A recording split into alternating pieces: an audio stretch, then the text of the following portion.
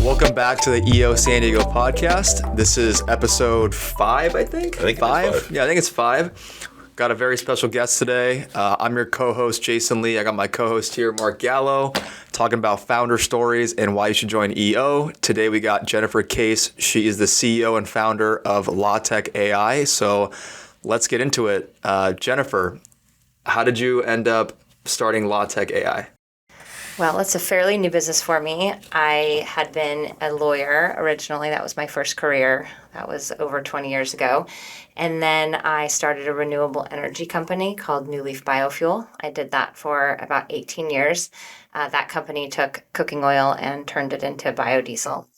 During that time, I wasn't really practicing law in the traditional sense, but I did a lot of contract writing and negotiation, and I also did regulatory and legislative affairs. So I did essentially lobbying on behalf of my industry. So I didn't quite lose all of the skills I learned in law school. So when I sold that company last year, I planned on taking a year off, and that year off only lasted, I think, 3 months, as sometimes true entrepreneurs do. I had finalized a settlement of the sale about 3 months. It was August of last year, and I posted on LinkedIn to just kind of announce that I was done with that company and I was moving on to new things, and I didn't know what I was going to do yet. One of the lawyers that I worked for, actually the first law job I had outside of school, called and said, "Hey, would you ever want to come back and be a lawyer?" And I thought about it for a minute, and the concept of doing, 50 to 80 hours a week, billable hours, doesn't really fly when you've been an entrepreneur for 20 years. I didn't think there was any possibility I could do that. But we were chatting, and I asked him what they were doing with artificial intelligence. I was kind of an early adopter, being an EO, so many tech founders and friends of mine who were early adopters of AI. So I was curious, and he essentially told me that they were doing nothing at the law firm with AI. And in fact, they were pretty scared of it, didn't know how to get started. And they wondered if I did come back to the law firm, would I teach them what to do? And I just had the idea in my head that, lawyers are very conservative in general. They're usually late to adopt tech in general. Mm-hmm. Some of them aren't even in the cloud yet. They're still doing on-prem. Stenographers, they're still just... I think stenographers are probably going to lose their jobs pretty soon, if they haven't already. Yeah. But yeah, law firms are very, notoriously conservative, and they have professional responsibilities, required by their profession. And so they weren't ready to adopt AI as fast as the world is starting to adopt AI. So I thought that I was in a unique position to be able to help them navigate through both the ethical responsibilities of adopting AI at a law firm and then also just practical applications. Isn't this a normal story that we hear inside EO, which is a founder finds a problem, creates a solution, and then figures out a way to commoditize it? Yeah. And that's we hear it all the time, right? And sure. It's awesome. I mean, you're a spokesperson for the way that EO is supposed to run.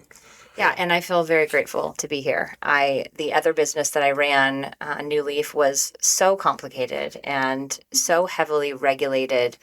We were an industry that was commodity-based.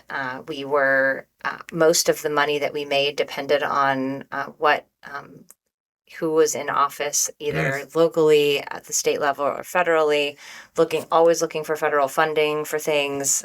Our carbon credits were subject to election cycles. It was just really, really complicated. And throughout that time, it always seemed like when I would, present my issues to my forum, they would say, "Oh my gosh, your business is so complicated." And I found sometimes that it was hard to even share because it was so complicated. Yeah. Wow. This time with this business, I mean, it's still a very complicated and nuanced business, but and I didn't join EO right away before. I really wish I would have, but I didn't join EO until I was, over 10 years into my previous business. Got it. But now I get to be an EO for the founding of my business. And so I kind of feel like I'm in the accelerator program. Yeah. Yeah. That's Because cool. I'm literally made my first $100 last week. So thanks. So we're celebrating. We're celebrating. I made my first sale. Nice. So yeah, it's nice to be around the energy and excitement of the EO community. That's awesome. I want to ask you a lot of questions about LaTeX, but what were some of the major reasons why, besides that it was complicated, that did you sell the business, or did you sell your last business? I was actually let go by my strategic partner, the partner who bought into the business 10 years ago and bought out my previous founding partners. So they were my parent company, and we did business together for 10 years after they invested, and then they found a strategic opportunity to be able to kick me and my partner husband out of the business. Wow. It was very dramatic. There was no notice, and it was kind of sucked. I can't believe that actually happened to a lawyer. Yeah. Yeah. Well, the document. So we had signed a document, 10 years ago that had a formula in it that said that if I was ever fired without cause, they could take the company at a certain formula. Oh, wow. And at the time, the company was worth a lot when they bought in. And, well, I don't know if it was worth a lot, but when they bought in, the company had value. Right. And that provision was there to protect us, because they could have just bought the company, then fired us, and then we'd have no job and we'd be stuck in owning a company that we couldn't have any control over. So at the time, I was a lawyer. I remember that provision, and I remember being like, "Oh, that's helpful for me. If they fire me, they have to buy me out." It sounds like a blessing in disguise, though. Well, right. So, but I mean, it didn't feel that way last April. Probably, yeah. But yes, it is. Especially with today's tariffs, the biofuel industry is doing really bad. I love French fries. But yeah. So when but that provision, because the company at the time last April was not doing well, the formula was really good in their favor. Oh. So they didn't necessarily want to fire me, meaning I hadn't done anything wrong. They just realized that if they fired me, they could buy the company for hardly anything. So it was just brutal. It was a dark day, but dang. Yeah, no, that's that. Yeah, and we do hear stories about this, inside EO all the time. Of people it's important to understand the contracts, understanding how people get edged out, and I think those experience shares that everybody have are what makes EO even stronger, right? Because most people aren't vulnerable in that space. So I appreciate you doing that. I mean, if you think about it from the stance that, to talk to another forum mate about, hey, this is what happened in my situation, that might be a takeaway for somebody else, which I think is important. But now you're pivoting, which is, I think, a great thing that us founders do. You're pivoting. Now you're teaching lawyers about AI and how to best institute it into their practice, which I think is a fantastic thing. I hope it starts hitting all sectors.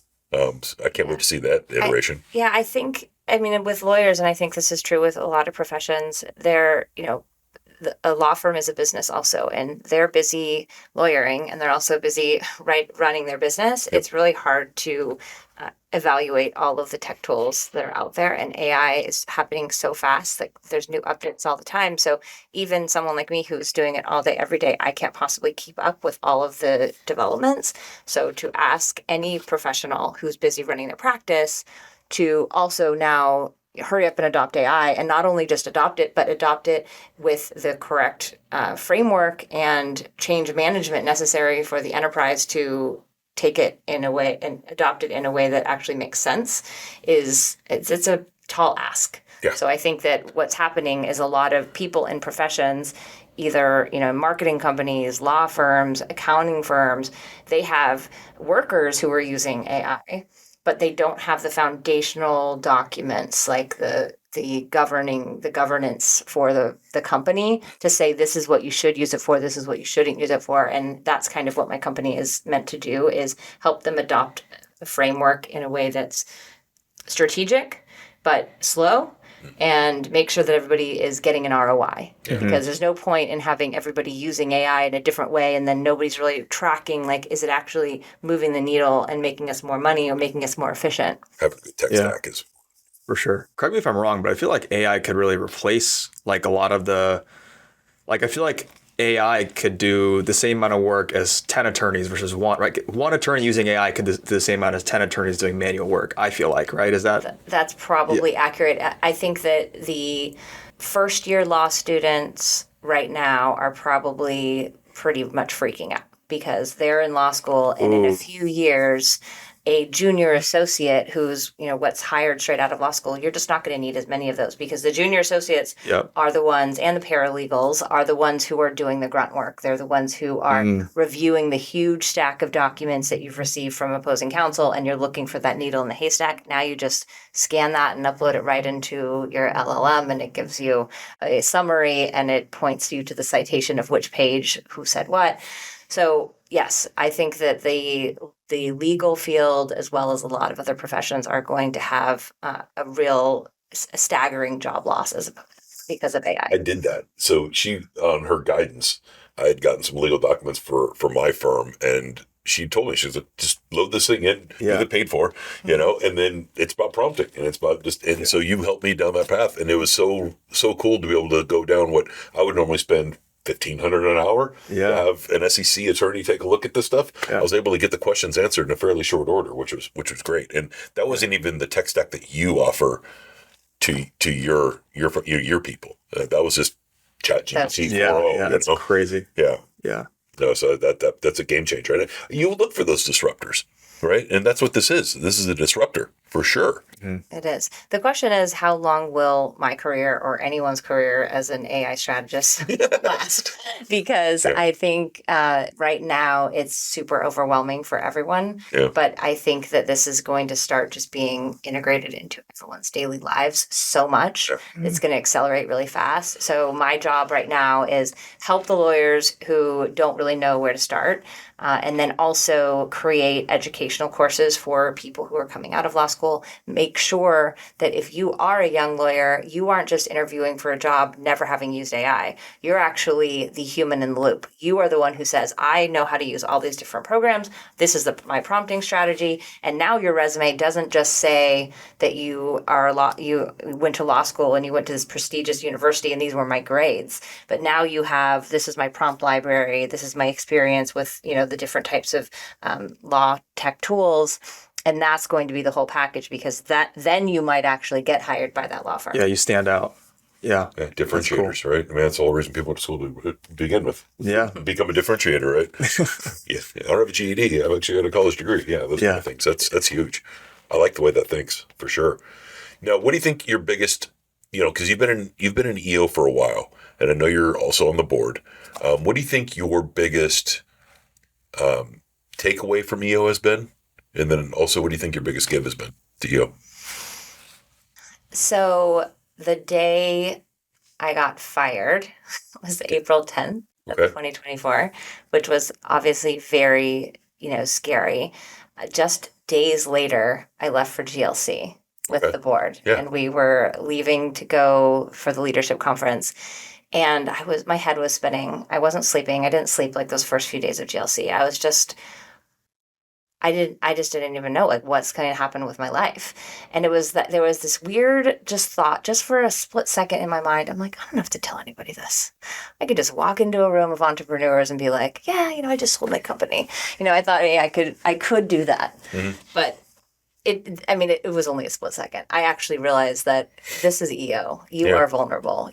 And so I walked into every room and I told everyone the same story, exactly how it happened and where I was in the journey, which was like a week ago after an 18-year career, company I founded, my baby, and I shared this. And what I got back was just magical. I mean, everybody had some sort of share. Everyone had a story. Everyone had a hug. You just feel like you can wear your heart on your sleeve with other EOers in a way that I don't think any other community I've ever been a part of, has. Yeah, I have to agree with that. That's special. Yeah, I have to agree with that. So give back, I'd say, this year I became an EOA coach. Oh. And so I've been doing that for a while. And that's been I would say it's a give back, but I also feel like it's been a major gift. I found that when I became an EOA coach, it was funny. I kind of did it selfishly to kind of get involved a little bit. And I thought it was a big give and I thought it was I thought it was a big take, right? I thought I was doing it there, but I got so much out of it. When you get back down to the basics now, EOA, it's basically EO's accelerator program. It's for folks that are, doing $250,000 a year of revenue up to 2 million. Okay. And giving people the basics on how to get through that. It's funny when you start teaching and coaching and holding people accountable to those numbers, how much you then go back and look at your own numbers. Yeah. And it's weird. All of a sudden you start looking at your dashboards again. You start looking at EOS. You start looking at those basic multiples that you have to go back to. And it's a great thing. So I think I got new more. Business. Yeah. I'm in a new business, so I am kind of they make way more money than I do. I've only made $147 so far. So I'm coaching people who have actual profitable businesses. And I think I had a little bit of fear going into it. I'm like, who am I to be a coach? I don't even have a company right now. So let me get this straight. You're a business owner and you have imposter syndrome. Interesting. Interesting. That's interesting. Yeah. I've never heard that. Never happens. Yeah. I had coaching imposter syndrome for sure. I was like, well, I only have this one business. What am I going to have to share? My business is so complicated and it's not like anyone else's. But, I think you'd have to probably ask my mentees, but I think that they're enjoying my coaching. And I feel like we have a really great group, and it's definitely helping me gain confidence, especially when it comes to my own business, because I'm an educator and an advisor on this new thing, and I'm also an educator and advisor in the EOA program. So it's actually the timing, although my schedule's very busy, it's also the timing was kind of cool. That's awesome. You're also a mother and a wife. Yes. And how old's your daughter? She turns 9 this Saturday. That's awesome. That's awesome. That's always a tough balance, right? I mean, I have an incredible partner. Tyler and I were both founders in our last business and both got fired on the same day. So we lost both of our, livelihoods, and that was obviously stressful. Now, because I'm building this new business, he's 100% home taking care of Presley, which is such a gift. I'm so lucky because I'm really busy trying to start the new business, and being involved with EO is also like a full-time job right now. And so he's been amazing, taking care of everything else so that I can focus on getting us back to a place of positive revenue. That's awesome. What's your vision for LawTech AI? So it has multi-facet. So I have a series of educational courses. I just published my first one, which is just the basics AI for lawyers. It's an introductory course for lawyers who don't know yet how to use AI, and gives a little bit of his background and practical solutions, that kind of stuff. And then I'm going to do 5 more courses, I'm hoping, this year. So there'll be just 1-hour courses that are specific to practice areas, specific to prompting, special use cases that lawyers use a lot. So I'm going to just have a library of courses is one part of the business. But then I'm also going to start sometime this summer taking on VIP coaching direct with law firms. I haven't done that yet. I'm still putting together my offering and getting the course catalog created. But then I plan on taking on 4 to 5 clients at a time.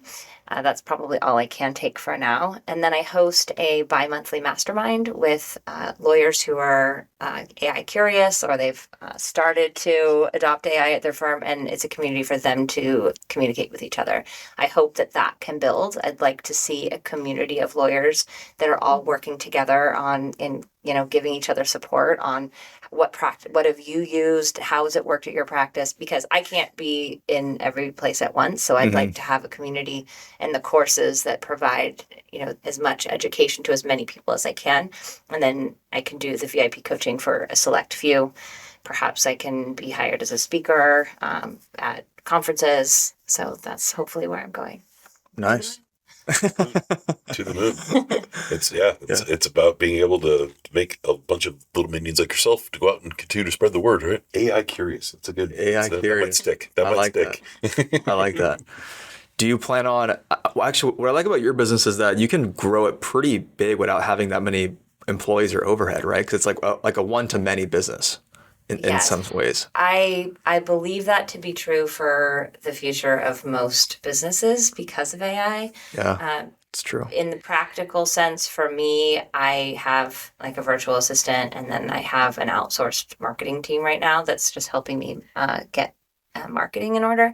I think in the very near future, that's not going to be necessary. I think that AI will probably do all your marketing for you as well. But for the moment, it's necessary for me just so that I don't have to spend all my time doing, that while I want to just create content for the course. But yes, I don't see myself hiring a lot of employees. I think that when I am working with law firms, if there's a tool that I want them to use or I think they need to use or I want to build them something custom, I will go within my EO community or I will outsource and I will find somebody who can build the tech for them. I'm not, the technical person. I'm really more the advisor. So more of a liaison between the law firm and the tech team. So I will understand the legal workflows and then help bring in the tech that is necessary to get them started. And so that's really more, those won't be employees. That will be a partnership of some sort or an outsource. So you're in the AI space, so I have to ask you, do you think that there will be net more jobs because of AI, or will there be a huge layoff before those net jobs actually occur? Because people aren't going to want to shift right into the new world. So what do you see happening with just the evolution of AI? So artificial general intelligence is what you're asking about, AGI, where 95% of all jobs that are done in front of a computer will be better done by AI. And that is very close to happening within a few years, some of the experts say. I do think that there is going to be a massive amount of job loss, but I also think there will be a net positive in the future. I think it's just going to be more of a short term while everybody figures out what else we need.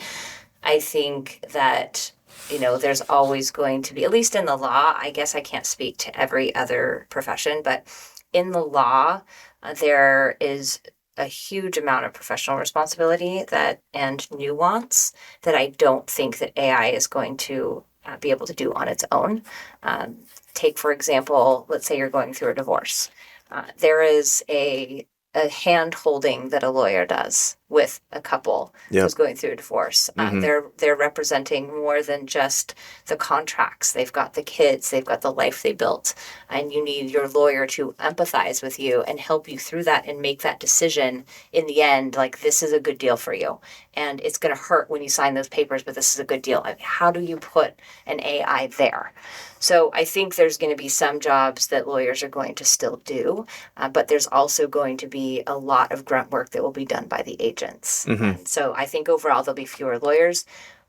What jobs those people fill instead of being lawyers, though, I don't have an understanding yet of what that is. I don't think anyone really knows, but I think if you look over history, every time we've had a technical revolution, there have been more jobs.